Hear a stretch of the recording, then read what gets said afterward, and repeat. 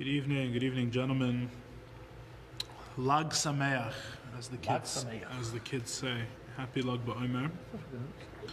There's nothing better to do on Lag BaOmer than studying Torah, studying Chassidus, and studying the words of the Zohar of Rav Shimon Bar Yochai on Lag BaOmer.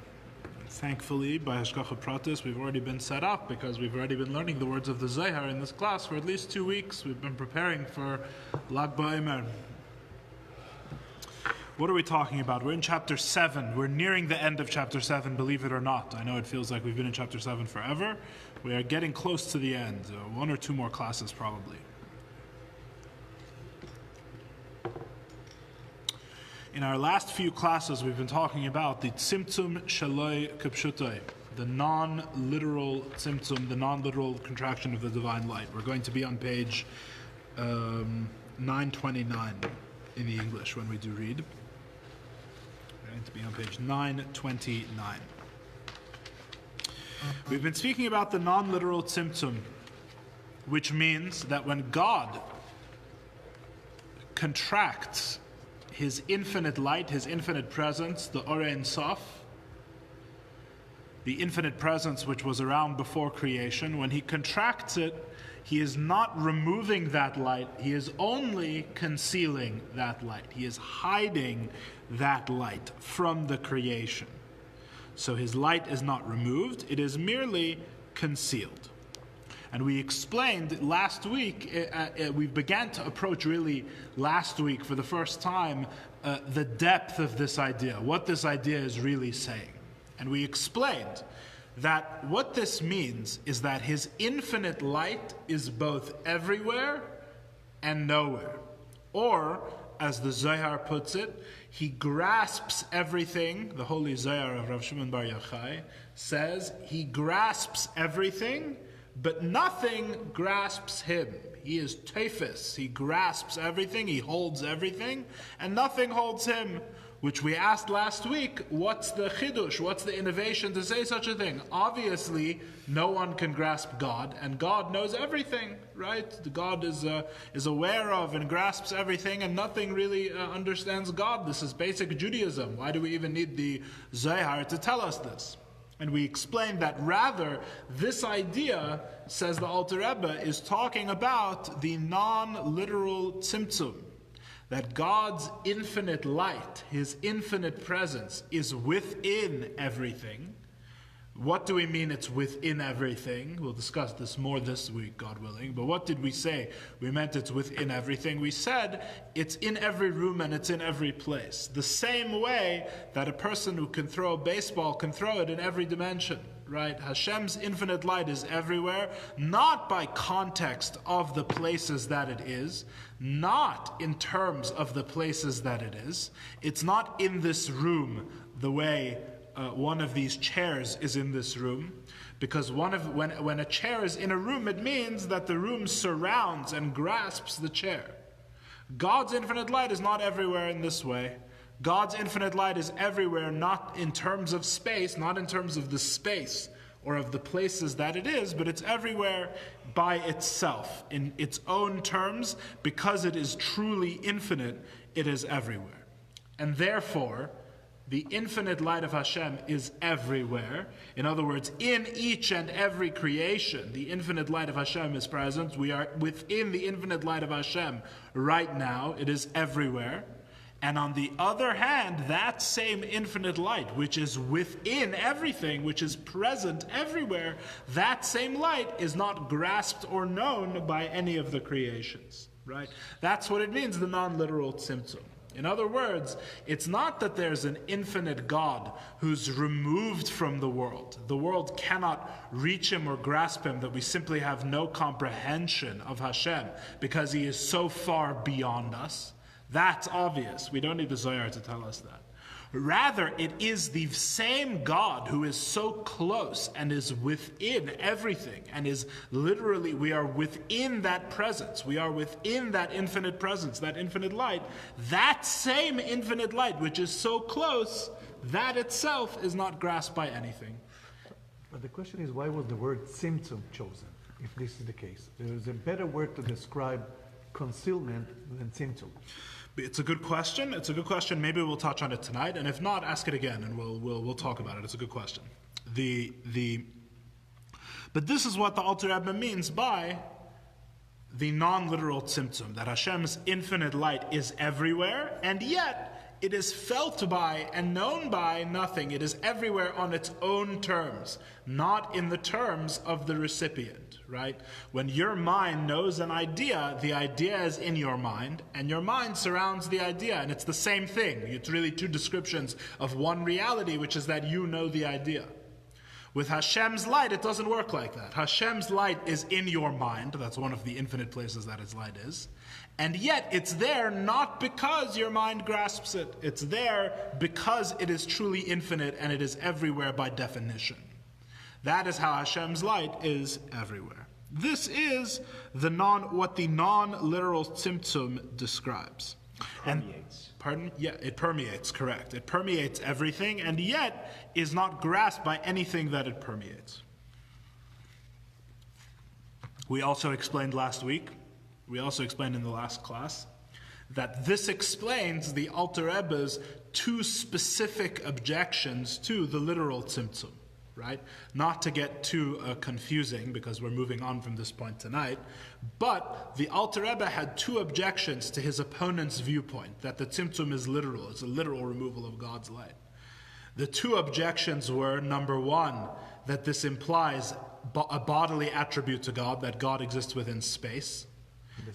And number two, that God, according to the opponent's position, God somehow knows the world, yet is separate from it. But the Rambam himself teaches us, Maimonides teaches us, that God and His knowledge are absolutely one. So everywhere His knowledge is, He is as well. What did Spinoza say that would have caused him to get disconnected or excommunicated from this basic truth that you described? I have no idea. Spinoza was a pantheist. I'm not a Spinoza expert. But we are not talking about pantheism. We're not saying everything is God. On the contrary, we're saying absolutely nothing other than God is God, right? That's exactly what we're saying. And yet, this is not a contradiction to the fact that His presence is everywhere. It's not pantheism, God forbid. It's not that nature is God, or that God is the everything, or the universe, as spiritual folk nowadays like to call it. That if you put something good out in the universe puts something good back to you, etc. The universe God, God forbid to say such a thing. God is totally transcendent of the universe. And yet, the very same God who is totally transcendent of the universe is also permeating and present everywhere within it, in His infinite presence. So these two objections, that God is not in space, and that God is totally one with His knowledge, are really the two sides of His infinite light. On the one hand, He's not in space. He's not defined in terms of space. In other words, He is beyond the grasp of all spaces, of all things, right? He is beyond being spoken of in terms of space. He's everywhere, not because of space, but because He's so defined inherently. He's beyond space. On the other hand, He and His knowledge are absolutely one. Everywhere that His knowledge is, which is everywhere, right? Which is an infinite space, it's everywhere. So too He is. His infinite presence permeates down. So you have, He is above everything, and yet also within everything. That's the Tzimtzum Shaloi Kipshutai. The Alter Rebbe is going to continue. The Alter Rebbe is still explaining the section from the Zohar, from the Raya Mehemna, where we said He grasps everything, and yet He grasps everything, yet nothing grasps Him. So we are still explaining that Zohar. That Zohar went on to say,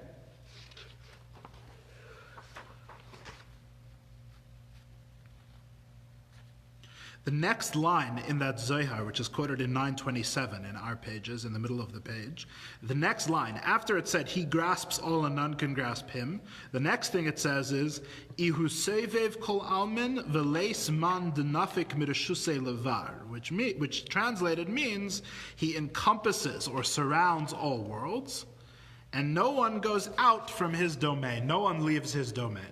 So the Alter Rebbe is still explaining this Zohar. So we explained what it means that He grasps everything and nothing grasps Him.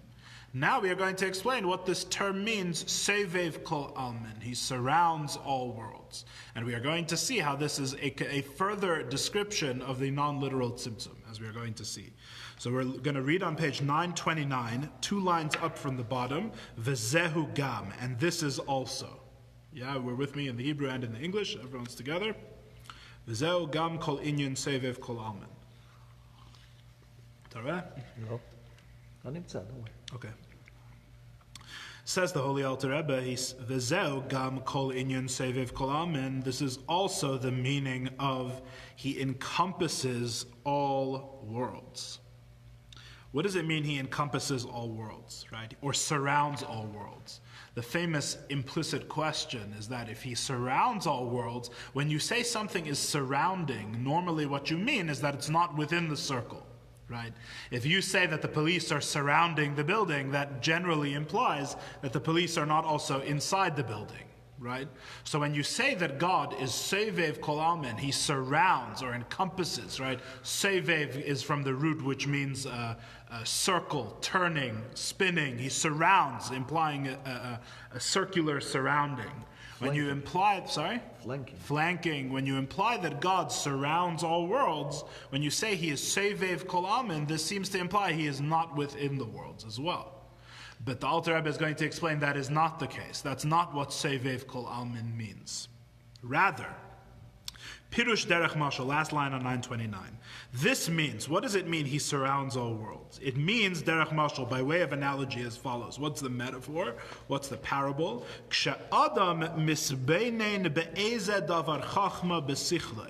When a person contemplates an intellectual matter in his mind, or a physical thing in his thought, Aze, Sichloi umachshavtoi makifim al hadavar hahu, his mind and his thoughts surround that thing, hametzuyer b'machshavtoi oy b'sichloi, which is formed in his thought or in his mind.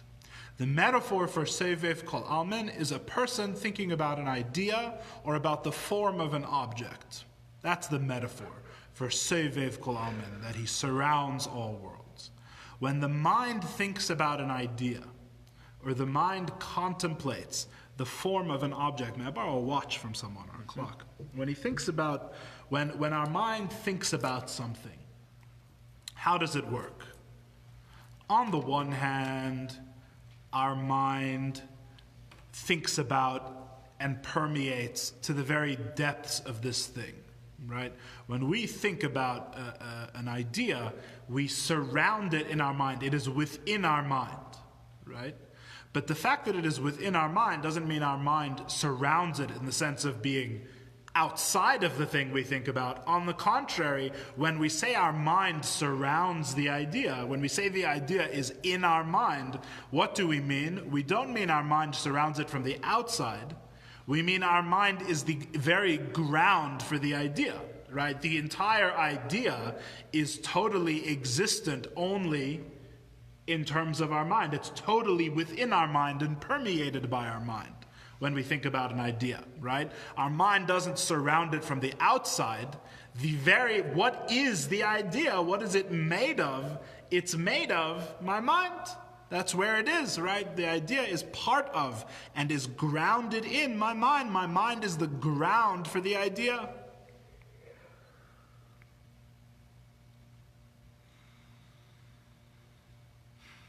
So therefore, when I say God surrounds the world, like my mind surrounds an idea, what that means is not that God surrounds the world from the outside, externally. What it means is that his infinite light is the very grounds of which the world consists. Right? Just as the relationship of my mind to an idea I am contemplating is the relationship of God's light to the creation. His light surrounds all worlds, which means to say, where are all the worlds? They are in the place of his infinite light.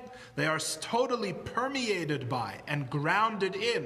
What is the grounds for all of the creation? What are they made of? Where do they take place? In what are they totally immersed and submerged? In his infinite light.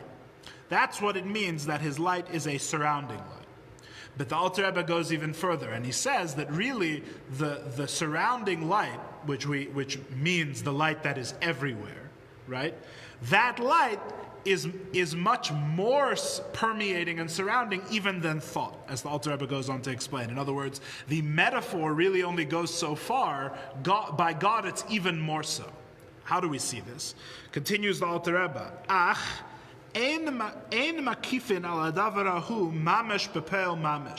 One's thoughts do not surround this thing literally in actuality. In other words, if I contemplate this wallet or the Eiffel Tower or whatever else you want, right? The idea of the thing can be grounded in my mind and totally surrounded by my mind. But in terms of the Eiffel Tower has no idea that I'm thinking about it right now, right? The Eiffel Tower, that's first of all, it has no idea I'm thinking of it. Which is really the same as Hashem, where his infinite light is everywhere and we are totally unaware of it, right? The same way the Eiffel Tower doesn't know I'm thinking about it, so too, the creation doesn't know that we are surrounded by and grounded in Hashem's infinite light. But what's the difference? The difference is that the actual Eiffel Tower is not in my head, which would be very uncomfortable and probably fatal. The actual Eiffel Tower is not in my head. The idea of the Eiffel Tower is in my head, right? Its form, its spiritual qualities in a visual sense, which my soul grasps, right? Or remembers, or whatever it is. But the actual thing itself, the actual Eiffel Tower, is not in my head, right? So there's a difference between the Eiffel Tower and my mind, which is thinking about the Eiffel Tower, right? But by God, that's not the case. By God, that's not the case. Continues the Alter Rebbe, third line on 930. But God, about whom it is written, my thoughts are not your thoughts. His thoughts and his knowledge, which know all of the creations, surround each and every creation in literal actuality. In other words, when God thinks about the Eiffel Tower, it's not that the Eiffel Tower is an object in its own right, and God is only surrounding it, so to speak, in his own thoughts, right? So to speak, externally, that there's an object which remains external to him about which he is thinking, right? On the contrary, when God thinks about the Eiffel Tower, that is the real Eiffel Tower which is within his thought.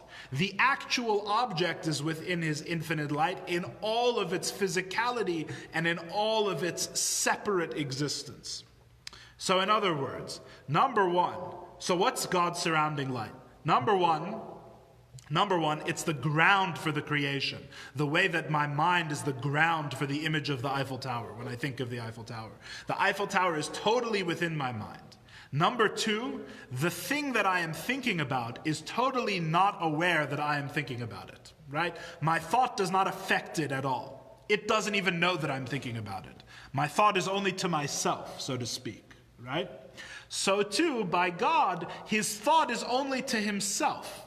The creation is not aware that God's infinite light is creating and permeating the creation. We are also unaware. His thought is also to himself. That's what the Tzimtzum accomplishes, that his light is concealed. But the third point is that nevertheless, even though he's only thinking to himself, and we are unaware that he is thinking about us, nevertheless, where are we? Not just the thought of us, but our actual existence that is separate from him. Where is it? Totally within his infinite light. Totally created by and within and part of his infinite light. So it's as if the Eiffel Tower is only a figment of your mind, right? Is like God. So the Eiffel Tower, the actuality of the thing is only within the infinite mind of Hashem, so to speak. The actuality of the thing, that reality is concealed from us, but nevertheless, what is the limited creation? What is it? It's a part of his infinite expression. It has no separate existence from his infinite expression, right? So why does it need to speak something into existence and not just think something into existence? That's a good question from the next line. Oh. So So you have a light called Sovev Kol Almen. Sovev Kol Almen, the infinite light of Hashem. The infinite light of Hashem, what do we mean when we say infinite? We mean it's the light that grasps everything, but nothing grasps it. That's what we mean, it's infinite, right? It's truly infinite. It is everywhere. It is within every creation. On the other hand, it's hidden by the Tzimtzum.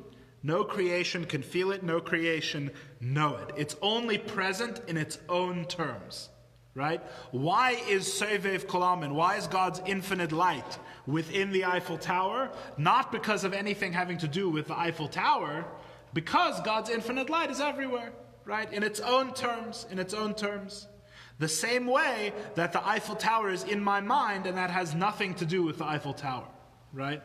So it's a one-way mirror. Sort of, yeah. Yeah, that's one way of putting it. But the thing is that a mirror implies a separation between the things on the two sides. A one-way right. window. But the thing is, right, a one-way window, I understand what you meant. But the thing is that it's a one-way window, but the things on both sides are the same thing. That's the tricky part. Right? In other words, if the Eiffel Tower is actually separate from God, like the Eiffel Tower is separate from our minds, then you could say, so I have a one-way relationship with it. But by God, it's not that way, because the Eiffel Tower is at the very time that it's not aware it's being thought of, what is its entire existence only as a figment of his thought, right? So it's not aware of the very nature of its own existence, which is to be grounded in his infinite light. That's Or HaSovev. That's Or HaSovev. So that really the magic word then is awareness. Yes, absolutely. And that's the part of so much of the work, right? Of the purpose we are here is to become aware of and make real this reality. Make real in a revealed way. But now continues the Alter Rebbe. This is the crucial. This is the cherry on the cake. The Alter Rebbe is about to bring everything full circle. We've been building to chapter 7 since chapter 1. The Alter Rebbe is about to go back to chapter 1. We're going to take it back to where we're coming back around to where we started, and we're going to see how different it is now that we're going back to where we started with 7 chapters of perspective. Right? Continues the Alter Rebbe.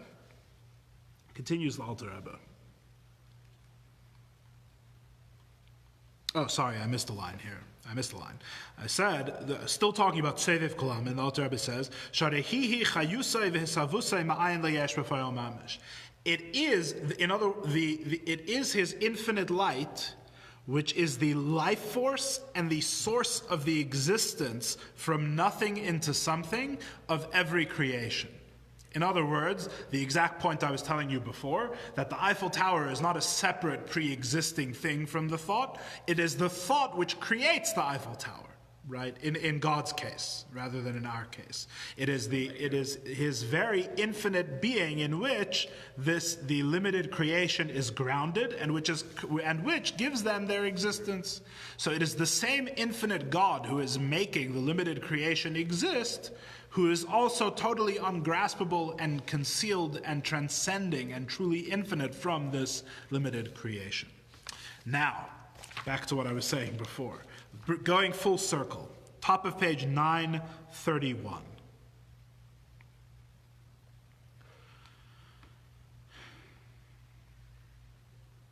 Says the Holy Alter Rebbe.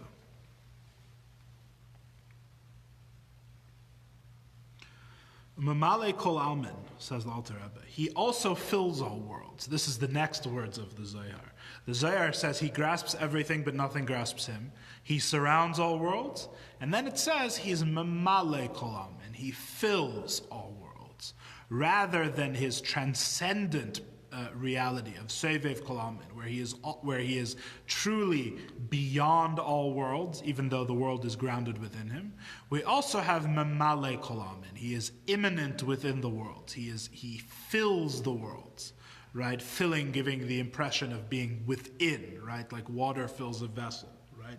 He is within the world. He doesn't just surround it in the way we described before, meaning permeating it not on its own terms. He also fills it, which is, what does he fills it mean? He bechinas hachayus hamislavesh teich etzem hanivra. This is the life force which is enclosed in the very essence of each creation. In other words, not only is he infinite and totally transcendent of the world, although present within it, right? So in other words, let me back up for a minute.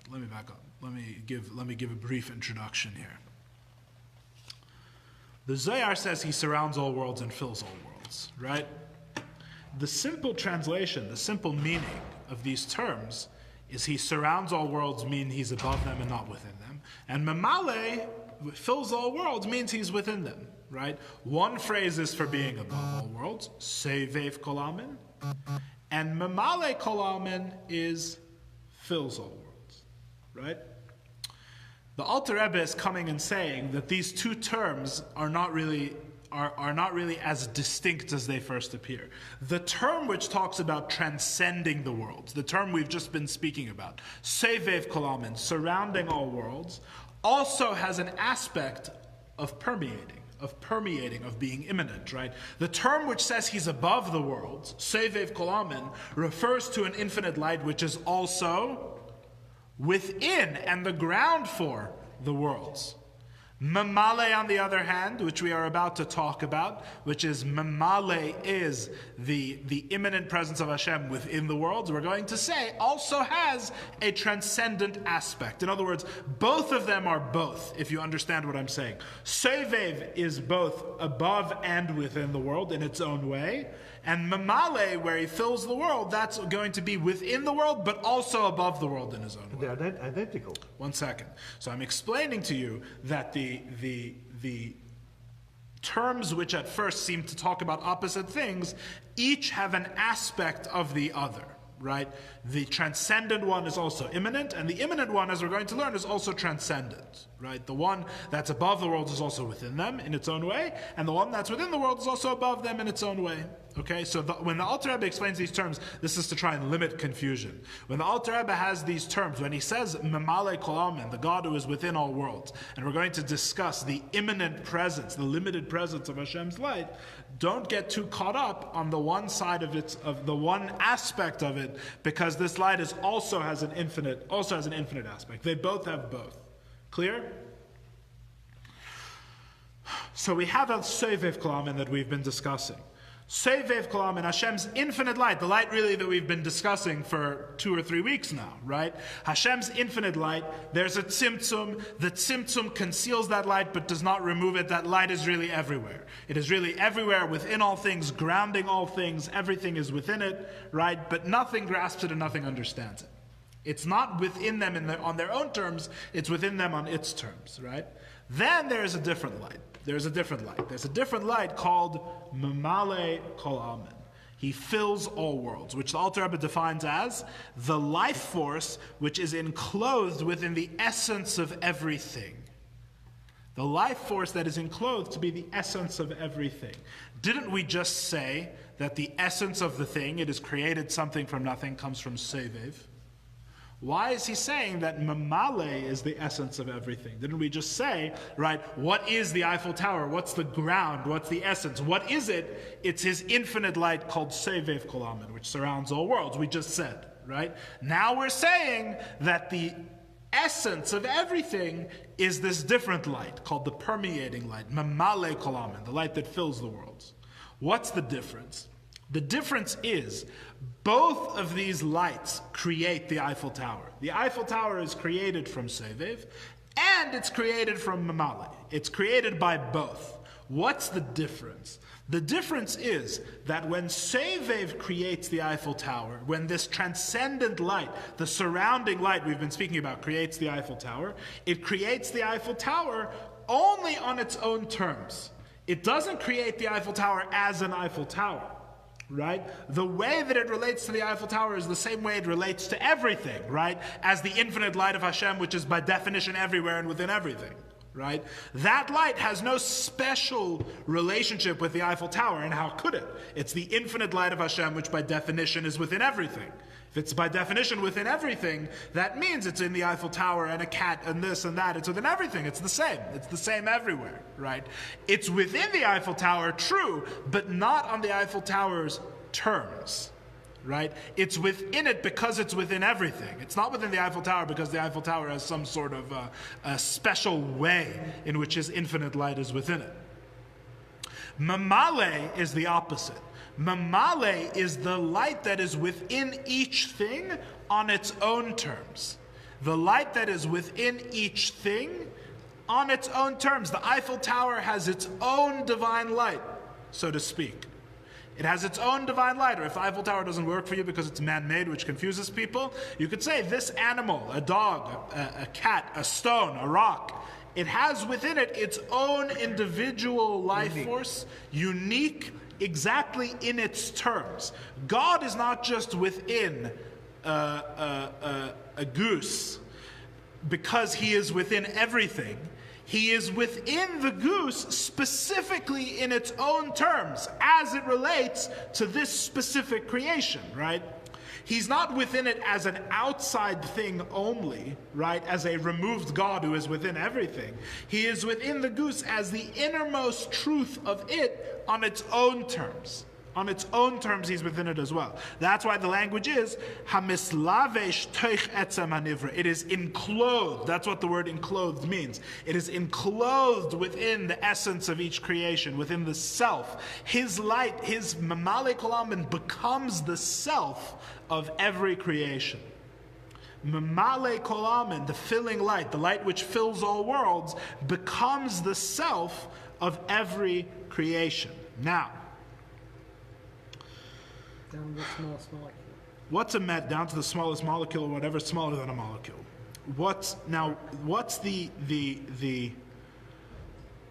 Here's the metaphor. Here's the metaphor for why this is important, right? Why are we talking all of a sudden about a new light is the question. We're all of a sudden talking about a different light of Hashem. Then this is not the light that we're talking about, that it's it would seem, the non-literal tzimtzum and the infinite light which is everywhere and yet grasped by nothing. That's Sevev. That was on the same topic. That's just a different name for the light we've been discussing for weeks. This is a different light. Now we're talking about a light, not which is an infinite light that is concealed by the tzimtzum. We're talking about a new light that comes about after the tzimtzum. We're talking about a limited light that comes to be enclosed as the very self of each and every created thing. A different light. Why is the Alter Rebbe all of a sudden talking about a different light? The answer is as follows. The metaphor is given of the ministers of the king. I think we've given this metaphor in this class elsewhere, a different time. Where essentially every minister of the country wants to run the country in a different way. The minister of education wants all the money for the schools and thinks the schools are most important. The minister of the military, right, the war minister thinks that the military should have all the money and it's the most important. And agriculture and so on, right? The various ministers don't fight with each other for one simple reason. Because they are before the king. The king's presence is what unites all the ministers. When they are in front of the king, they don't fight. Right? When they're in front of the king, they don't all each have their own plan. Now the thing is that this only works when they are, so to speak, in the presence of the king. Outside of the presence of the king, they each become their own private citizen with their own private needs and wants and their own job to do.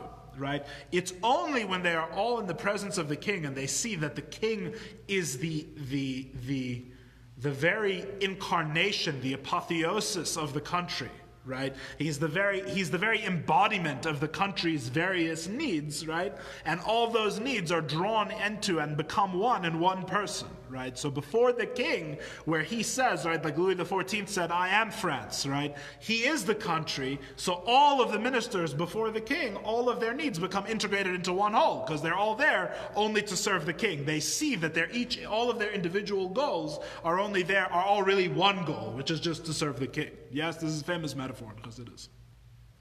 So, Sevev Kolamin, what have we been saying about the light of Hashem that surrounds all worlds? What we've essentially been saying, or alternatively, what we've been saying with the non-literal tzimtzum, the non-literal contraction of his light, is that essentially the king is everywhere. Right? It's not that the king is locked in his room and he sees what his ministers are doing. So his ministers can all be separate because he's not present everywhere. Right? Hashem is a king whose presence is everywhere. Hashem is present absolutely in all places. Therefore, so to speak, the war minister and the agricultural minister, which are a metaphor for a dog and a goose, or the Eiffel Tower and the White House, or any other two objects in the world, right? Any two other existences with differing natures in the world, right?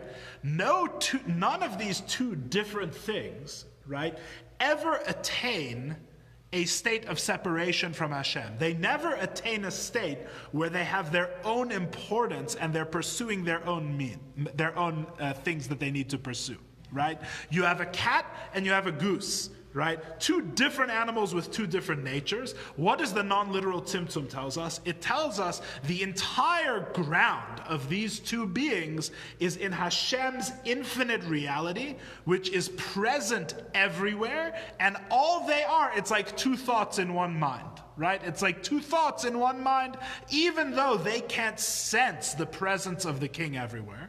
Right, which we'll get to in a second. Nevertheless, they are within one mind. They are all within one reality. The presence of Hashem is everywhere. They can't go on. It's not like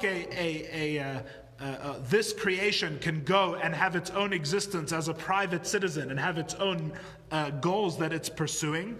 All it is, its very existence, is simply a detail or a thought grounded in Hashem's infinite surrounding light with a non-literal tzimtzum, right? So the ministers are always before the king, so to speak.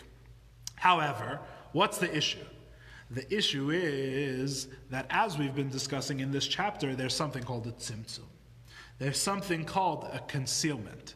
Everything is always before the king. However, the king makes it so that this is a fact that's not known. This is a fact that is hidden, right? In other words, the war minister doesn't think that the king is here and watching him and that his entire job is only to serve the king, right? The war minister thinks the king is in his chambers, let me go and see to the military, right? And the education minister can go get stuffed. He doesn't deserve any money. I mean, don't give him my time of day. I'm busy. I have to go serve the military, right? And so too, vice versa, the education minister has his own needs, right? And nobody knows that they are in the presence of the king because the king made a tzimtzum and concealed his presence, right? So the question is, let's put it in terms of the mimer now. The question is, it's true that with Sevev Kol Almin, Hashem's presence is literally everywhere by definition, right? And therefore, the world is kamei kaloi chashiv, as we said earlier in this chapter. Therefore, the world is as absolutely nothing before him. The world has no existence of its own, no importance of its own, no pursuit of its own, as we've been building up to this in chapter 7, and that is true. On the other hand, God makes it tzimtzum. God conceals this fact. God conceals this infinite reality from the creation. He conceals it. Therefore, since he conceals this infinite reality, sorry, phone's misbehaving. Therefore, since he conceals this infinite reality from the creation, and everything doesn't know that its entire being is of absolutely no importance or independent existence from his infinite light, therefore, everybody thinks from their perspective, in their terms, that they are pursuing their own needs. In other words, because there is a tzimtzum, all of a sudden you have room to say, maybe there are things that are separate from Hashem. not ultimately, not from his perspective, but from their own perspective. Just like the war minister isn't aware that the king is here so he can pursue his own thing, right? The same way, the creation on its own terms may think it has its own existence. We may think that the Eiffel Tower, sure, is only a figment of God's mind, is only part of his infinite reality which totally surrounds it. But because that reality is hidden, I see an Eiffel Tower. The Eiffel Tower feels like it's an Eiffel Tower. It has its own being, its own nature, its own essence. Comes the Alter Rebbe and he says, you've gotten so far into chapter 7 that you've forgotten chapter 1. Chapter 1 of the second part of the Tanya says that what is everything at essence? Everything at essence is simply the words of Hashem. Everything is the divine power which speaks it into being, and not each thing from one word. Each and every creation has its own divine word, has its own name, its own life force, its own soul, by which Hashem speaks it into being constantly. That's what we learned in chapter 1. That light is called Mamale Kolam. The speech of Hashem, bringing everything into existence, is called Mamale, the light of Hashem that becomes the self of every self, that becomes the essence of every creation, is Mamale Kolam, and the light of Hashem which fills the creation. Why is the term light used? Sorry, say again? Why is the term light used? That's a question not for now. I believe we've spoken about it previously. So, therefore, what's the answer to the question? The question is, since there's a tzimtzum, I might think that each creation has its own essence and on its own terms it's separate from Hashem. Comes the Alter Rebbe and he answers, he says, what is the very essence of each creation as a separate creation? What is each self? What is each thing in itself? Each thing in itself is also the light of Hashem, is also an expression of God. The divine speech forms the soul of each and every thing. But then we have to think, we already mentioned the divine speech in chapter 1. We already mentioned the Mamali Kolamin earlier in the Sefer. We already mentioned it in the very first things we learned in the second part of Tanya. The light that becomes the self of each thing, Hashem's divine speech. But now when we mention the divine speech, it's totally different. It's a totally different divine speech. It's a totally different reality. Why? Because now we're saying it in chapter 7. We're now saying it after 7 chapters in which we have totally recontextualized this divine speech. We've totally given it a new meaning by learning all these other things first. Because now we think about how the self of each thing is the divine speech. And the divine speech comes from the trait of Malchus, God's desire to be king, which is the divine mouth. And God's Malchus, as we learn at the beginning of chapter 7, is absolutely one with his infinite reality which transcends all worlds. Right? Therefore, what is the soul of Mamale? What is this light that becomes this limited light, the divine speech which becomes the soul of each thing? That light itself is nothing other than Sevev, than the infinite light which preceded the Tzimtzum, the infinite light which preceded his self-concealment. In other words, the two things ultimately are actually one thing. The divine speech is itself only an expression of that infinite light. So from his perspective, the Eiffel Tower is only a figment of his mind, right? From the Eiffel Tower's perspective, what is its innermost soul? Its innermost soul is a limited light, which itself is only an expression or a part of his infinite mind. It's part of that same infinite light. The two things are actually one thing. The two lights are actually one light. We're going to spend more time in the coming weeks, God willing, talking about Mamale until the end of this chapter, about the light that is the limited light which forms the soul of each and every creation. But why is it here in this chapter? It's here in this chapter because now we realize that this limited light is nothing other, has no separate reality from his infinite light. The Mamale has no separate reality. It is part of Sevev without remainder. That's what we were speaking about at the beginning of this chapter, right? It's all one chapter. We were speaking about at the beginning of this chapter about the Yichud Eilah and Yichud Tata, the higher level unity and the lower level unity, which, if you'll recall, is just a different way of saying the divine speech, even in its source, even in the source of the divine speech, is merely a further expression of his infinite reality. It's only a further expression of his infinite light. It itself is of no importance and of no separate reality from him. So in other words, it all comes full circle. We started this whole book talking about how the essence of everything is the divine power which creates it. That's the essence of everything. Everything, the table is nothing other than the divine speech which is creating it at every moment, right? Then we moved up the ladder and we explained how the divine speech which is creating it at every moment, that itself gives lends no importance or separate reality to the world, because the source of the divine speech is simply a further expression of his infinite light. Then in this chapter, we've gone on to explain how that very infinite light is present everywhere, right? It's a non-literal tzimtzum. That very infinite light is present absolutely everywhere and within everything. And then we'll ask, but what about the tzimtzum? Don't we read that light was concealed? And the answer is no, because what is left over from that concealment? Only a further expression of the infinite light. That is mamale, right? The soul of each and everything. So you have, in other words,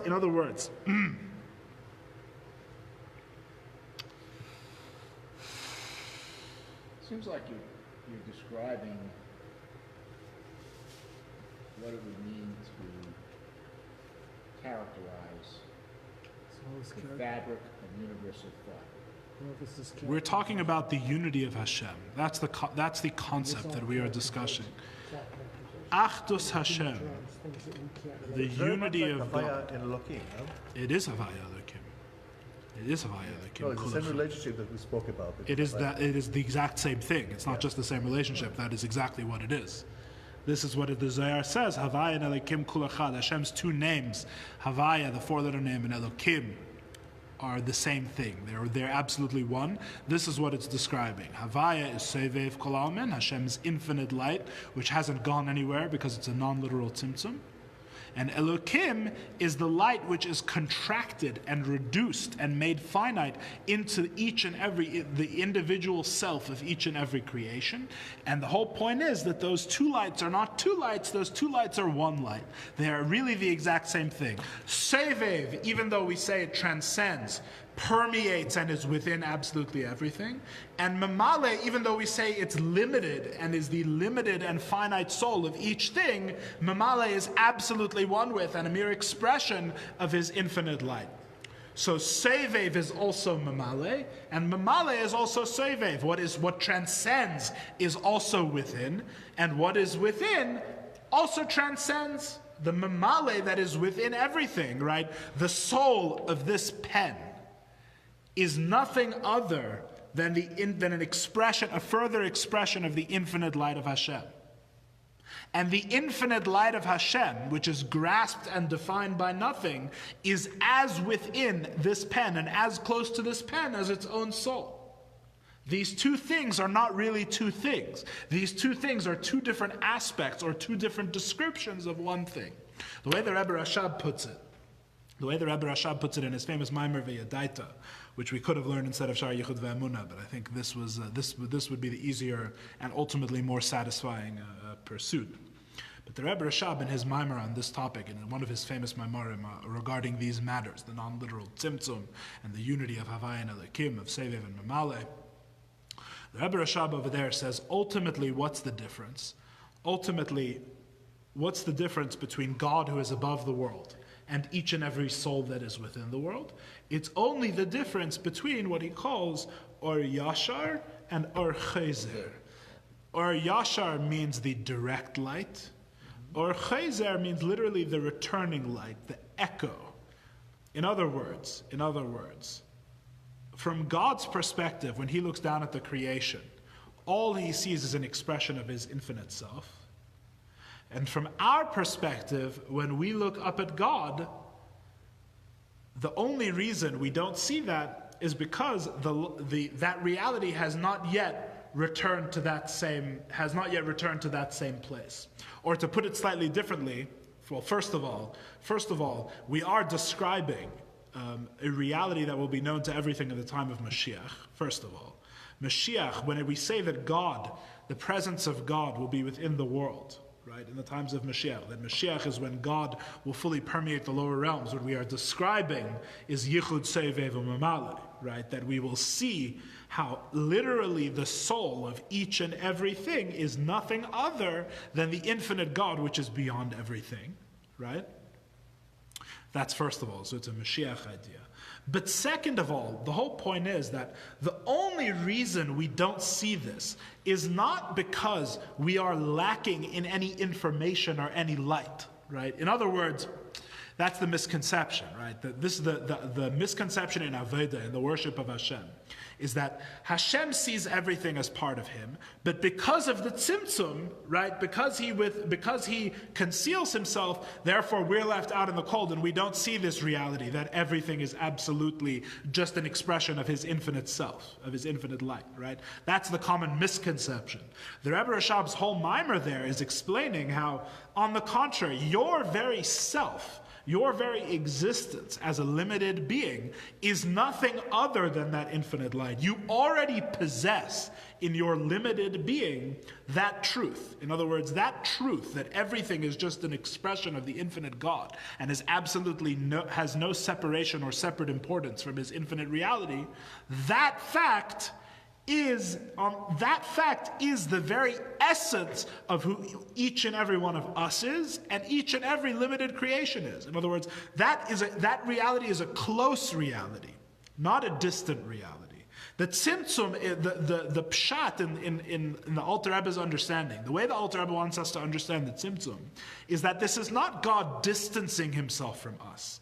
This is just God making room to express the same reality in a different and more limited and more finite form, but the same reality.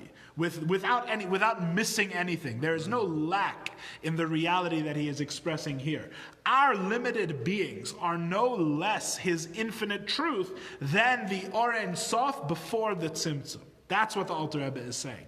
His infinite light before the Tzimtzum, His infinite light, the pure expression of everything that God is nothing other than the essence and soul of each and every creation, no matter how small. It's the same light. Havayev Elokim Kulachad. The tzimtzum is not a distancing action. The tzimtzum is not God is over here and the world is over here. In fact, it's not even His perspective is over here and the world's perspective is over there.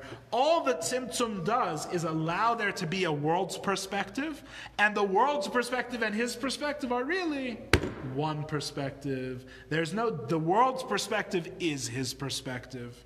There is no other reality to the world other than His infinite light. The soul of each and everything, the deepest truth of each and everything, is the infinite light, which is totally beyond their grasp because of the tzimtzum. That's the paradox. That's the paradox. What forms the smallest, most minute, what forms a gnat, right, or a mosquito, the smallest and most insignificant creatures as described by the Torah, what is their very essence? Their very essence is the infinite God who cannot be grasped by machshava kaduma da'ak, that cannot be grasped by the highest divine levels after the tzimtzum. The God that is totally ungraspable by any mind and in any place and in any context. The God who is infinite inherently and by definition and therefore fills everything but is understood by nothing. That God, same light, that is the soul of each and every individual thing. And that is how Shaar HaYichud v'Emunah here comes full circle. That's how in chapter 7 we're back to chapter 1, and it becomes a full cycle, and you can learn it again and again and go deeper and deeper within it. You start with the world as a limited creation. You work up to understand how that world is nothing in comparison to His infinite light. And then in chapter 7, the Alter Rebbe says, by the way, that finite expression with which you started is the same thing with which you've ended. When we say it's nothing within His infinite light, we really mean it. We really mean that the finite reality of the world is nothing other than the infinite light of Hashem. That is the source and the very life of each and every creation. Yes? So I think you're saying that just because we are not aware of God does not mean our souls are not aware of God. It's our job to become aware of this. But our souls are aware, and our job is to somehow... We're not talking about conscious awareness, right? The Eiffel Tower doesn't, I don't think the Eiffel Tower has a mind and is aware or unaware of God's presence, right? It's the same with us. I'm not talking about a conscious awareness, even on the part of the soul, right? The soul, it's not a matter of conscious awareness, right?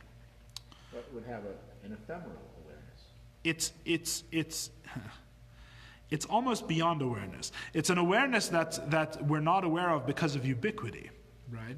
Because it is everything, we are totally unaware of it, right? Because it is literally the being of everything around us. Now, it's true that God does conceal it from us, but what's the point? What are we supposed to understand from the Alter Rebbe? That concealment just means that one way of looking at it is close to us. But the things everything that we know, right? Everything in mundane day-to-day life that we know is really an expression of the same thing. The trick is just how do we get to it, right? How do we get to it, first of all, in a conscious level and be conscious of it? And second of all, how do we enact it? How do we make it so? How do we live that truth, so to speak? The Alter Rebbe's Mimer, talking about these topics, holds up Avraham Avinu, Abraham, at the Akedah of sacrificing Yitzchak, binding Yitzchak upon the altar. That is the epitome of living as if this is true, right? Avraham Avinu, Father Abraham, lived in this way. He says, what's the proof? What's the proof? Hashem tested him 10 times, right? What's one of the tests? You pick any one of them, really. But Avram is thrown into the fiery furnace, right, for being a heretic against idolatry. And then Nimrod throws him into the Kivshan Ha'esh, the fiery furnace. And the fire doesn't burn him, right? The way the Rebbe Rashab explains the miracle that the fire doesn't burn him is not that God made a miracle that the fire shouldn't burn. The reason why the fire didn't burn him is because Avraham, from Avraham's perspective, from his understanding, there is absolutely no difference between the nature of fire and its own defined nature, and Hashem, God, who totally transcends all natures. Avraham Avinu was at the point, right, where the greatest darkness and the greatest concealment of God was to him also just a further revelation of God. In other words, Abraham was at such a spiritual level where he could actually make this so physically. He revealed the truth of the physical fire. He revealed the truth of the physical fire, that the physical fire is nothing other than an expression of God's infinitude. And under God's infinitude, Avram lives. Under fire, he may not live, because fire has its own nature, and its own nature may go against the will of the express will of Hashem to keep Avram alive, because Avram is a good person who serves God. But when Avram is thrown into the fire has no nature of its own. Its nature transcends nature. Its nature is miraculous, and therefore the fire doesn't burn him. The Rebbe Rashab says that each in our own ways, perhaps not to such an extent, perhaps we shouldn't go looking to be thrown into any fiery furnaces anytime soon, but each of us in our own way faces darkness in our own lives, faces, so to speak, insurmountable odds, faces natures of things. When I say natures, I mean,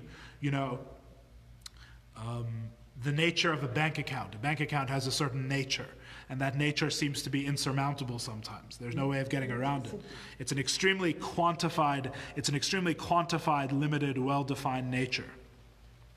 The Rebbe Rashab says that our goal as Jews should be to look at that bank account, or whatever it is that our challenge is, the same way that Avraham Avinu looked at the fiery furnace. That these natures, which appear to oppose the word of God, the will of God, which seem to hurt us, right? These punishments, these difficulties that we face in life, these difficulties are nothing other than simply an infinite expression of Hashem. They have no reality to themselves whatsoever. And in every small way that we can live this, we, in some small way, live like Avraham Avinu. So that's one mimer that talks about this. That's one way to live the idea that Havayin Elokim Kol Echad. Rebbe Rashab has other mimarim which describe other ways. There's different mimer which says it's all in contemplation. right? It's not about withstanding tests and withstanding the darkness of life. It's all in contemplation before prayer. A person, even if you don't live this in any other way, even for a Jew in his mind, because your mind, by the way, is a vital battlefield in so to speak, in making a dwelling place for Hashem. It says, where is the only place in the world that can truly deny God? Is in a human mind. Right? That's why, in one sense, a human being is the lowest of all creations, because even the mosquito does exactly what Hashem has programmed it to do. Right? What can go against the will of Hashem? Only a human being. Right? And when that human being contemplates before davening everything that we're learning here, and he doesn't just think about it, but he makes it true, right? Which is what a true contemplation is. A true hisbananus is with das, that you internalize it, that it becomes part of your reality and part of the texture of your reality. That itself makes a dwelling place for God in the lower worlds. You don't need to do anything else. Making these ideas real to you can itself be the purpose you were put on earth, and that itself is making a dwelling place for Hashem. In other words, different discourses say different things, and I'm sure different people have different aptitudes and capacities and challenges, so they can apply this idea in different ways. But of course, all of this is practical. The Alter Rebbe wants this to bring you to a love of Hashem, and he wants you to see this truth within the world. This is not a work of philosophy, right? So the long-winded answer to Spencer's question is that this is the truth of everything, and it's part of our service of God to become aware of and to make real that truth. All right, until next week, gentlemen.